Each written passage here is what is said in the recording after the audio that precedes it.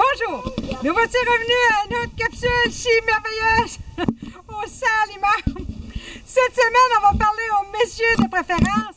Messieurs, vous allez commencer bientôt la chasse aux aubaines dans les serres avec les arbres. Vous voulez avoir des arbres pas chers, ça coûte cher un arbre, je vous comprends. On va vous montrer comment faire pour ne pas vous faire avoir. La première affaire à savoir, c'est qu'il faut que tu regardes sur la terre si tu vois du blanc autour de ton pot, c'est des champignons. Si tu t'approches puis ça sent le champignon, comme si, hein? Bon ben, ajoute pas ça, c'est bourré de champignons. Hein? Tu investiras pas dans quelque chose qui est bourré de champignons. La deuxième chose, si tu vois que les feuilles sont toutes jaunes, plaquées noires, ajoute pas ça, il a souffert du manque d'eau. Hein? Prends un beau spécimen qui est vert comme ça. On va vous demander à cette heure d'autres choses, de regarder pour les pommes. Éric, si votre pommier a déjà des pommes, on garde ça pour se faire de la compote?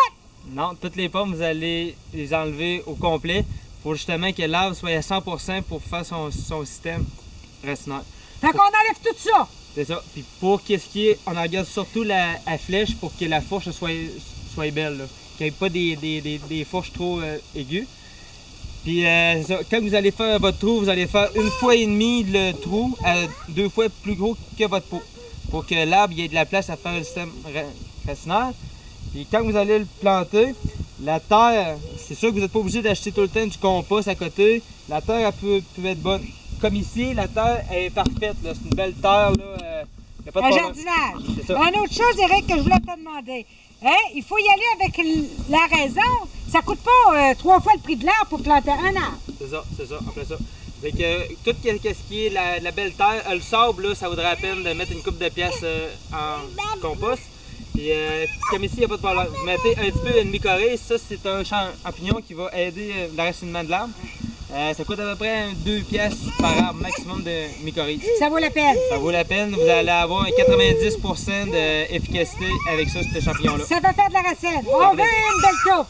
Ça plein ça. OK. Puis pour qu'est-ce qui est, comme ici, là, la grosse roche comme ça, vous la débarrassez.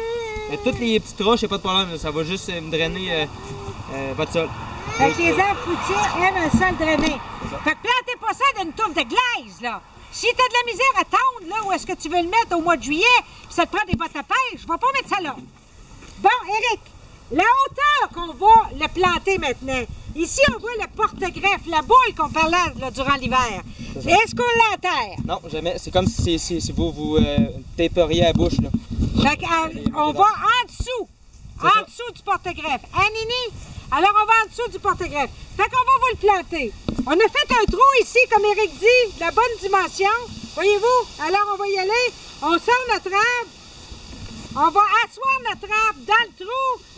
Vas-y, mon Nini. Comme ça. On met de la terre en dessous. La mycorhize. Vous allez mettre votre mycorhize, qui est une petite poudre de champignons spécialement faite pour ça. Vous allez en mettre en dessous.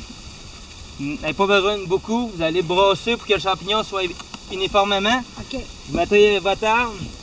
Vous assurez que justement le porte-greffe soit au-dessus de votre niveau du sol.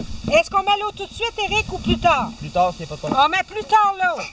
Vous allez remblayer avec la terre. On remblaye. Comme ceci. Remblayer, vous mettez ça uniformément. Ce sera pas long.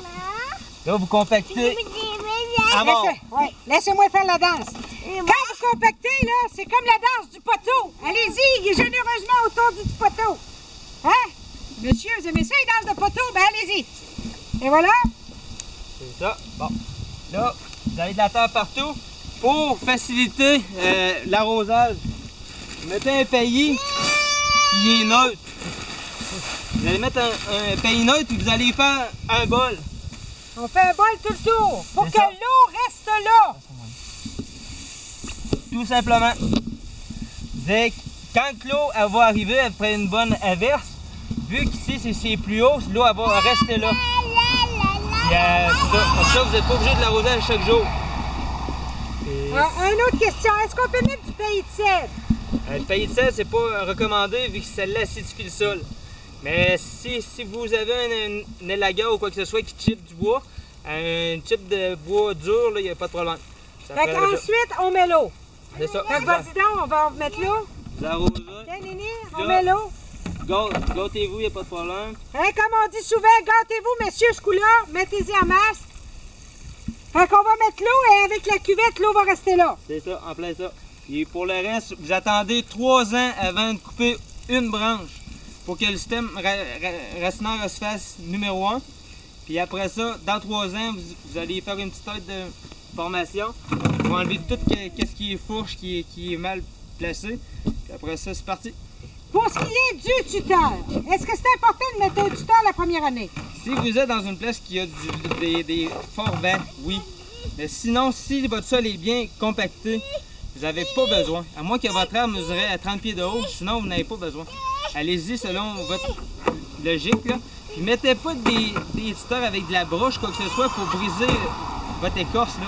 Il y a une tripe de tailleur, quelque chose de souple, pour que quand l'arbre bouge avec le vent, ça ne brise pas le tronc. Puis après 3-4 ans, enlevez-le. Attendez pas que l'arbre il manque. Des fois, tu coupes un arbre et ta chaîne elle brise à cause que le tuteur il est rendu dans l'arbre. Donc, logique. D'accord. Fait qu'on récapitule, on n'enterre pas le porte-greffe. On n'a pas besoin d'acheter de terre spéciale si vous avez une bonne terre. On met de la mycorhize. Après ça, on va faire une cuvette avec un paillis naturel ou une chip de bois dur. Puis, n'oubliez pas, si vous avez des pommes, on les enlève. Ici, Marthe Laverdière. Éric Talbot. Et Marie-Christine des Serres Lima.